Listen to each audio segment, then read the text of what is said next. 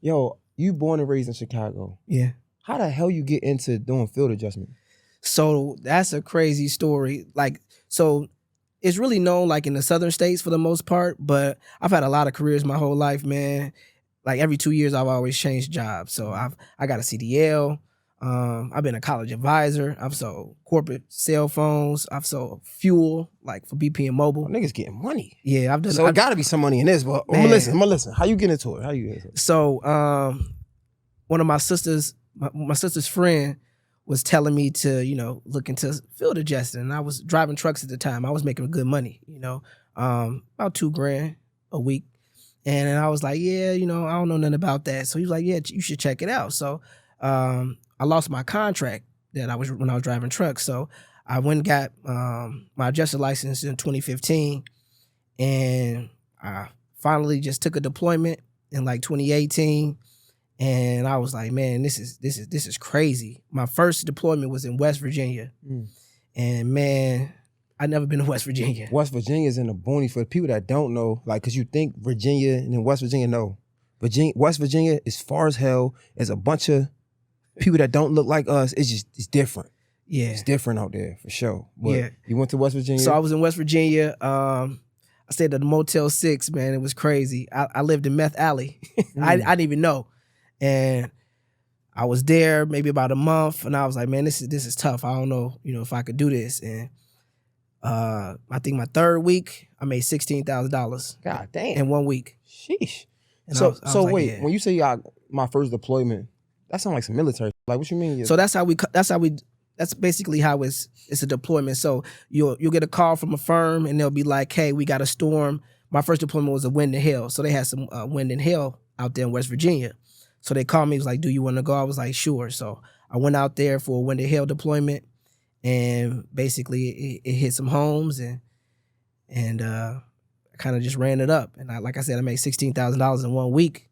And I was like, I think I could do this. You make 16 bands in 1 week, can't tell me nothing. I ain't gonna lie to you. Like, I'm doing this forever. Yeah. I might be 70 years old. I'm outside in the storm. Yeah. But yo, so you get deployed to West Virginia. Mm-hmm.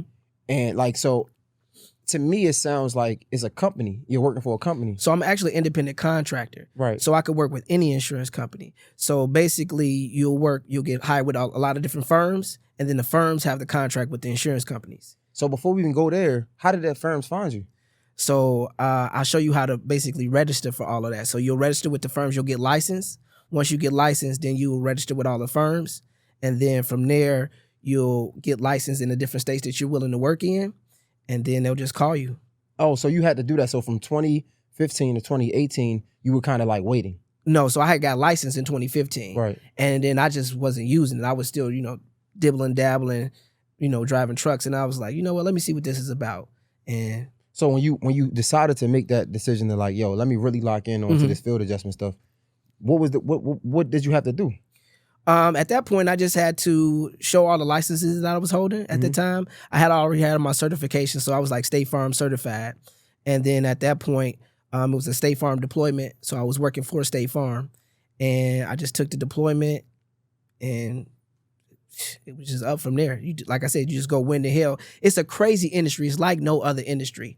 So like you don't see any advertisement for it. There's no marketing. It's not like you have a resume or anything like that and you put that out there. It's nothing like that. It's literally you get licensed. It's a certification. It's a 40-hour course. You know what I'm saying? Like I got degrees and everything, but it's a 40-hour course. And then you get your license and your certifications. Boom. How much was the course? When I took it, I think it was like $230. I think it's like $163 now. Like $163? Yes. Okay. $163. All right. So you take this course, you just get your certification. So the course gets you your license. Right. So then once you get your license, right, and then you get your certifications in like State Farm, being State Farm certified, and then you'll get the licenses in different states that you want to work in. Okay, kind of like I guess like a gun license maybe. Basically, something like that. Okay, so you get your license in the state. So how hard is that though? Nothing. Just you fill out a form, make sure some states you can't be a convicted felon, or some states don't even require that. Like Florida, you need to do fingerprints. Some require a background check, but it's really just paying a fee. Depending on the state, it might be like $26 for the license, $50 for the license. It all depends on the state. New York is one of the highest. I think it's like $200 and something. hold up. Hold up. So you do all of that, right? How if you had to put your work week on a schedule, right? Or not even on a schedule, how many hours would you say you work in a month doing this? It varies because it all depends on the type of storm that you're on. So if we're using West Virginia, for example, wind and hailstorm, right? On that particular storm, I was getting paid what we call component. So I'll get paid by the work that I do. So this is gonna be crazy, but so like every house, I'll get $525. But I'm with a firm, so I get 65%, they get 35%, right? Mm-hmm. If the house is 2 stories or steep, then I'll get $675, Mm-hmm. right, per house. If the crib goes over, if the damage goes over 50,000, then I'll get a percentage.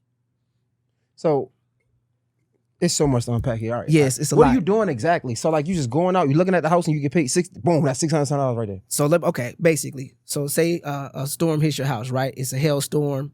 I'll come. You'll call your insurance company, file a claim. I'll say, cool. I'll call you. I'll make an appointment, and then you'll tell me, hey, I think my roof is damaged. I'll say, okay. You have any interior damage to your home? You'll say, no, there's nothing leaking. So I'll walk around your home, make sure there's no damage, see if there's no broken windows, your siding is okay, things like that. Then I'm gonna go on the roof, check out the roof.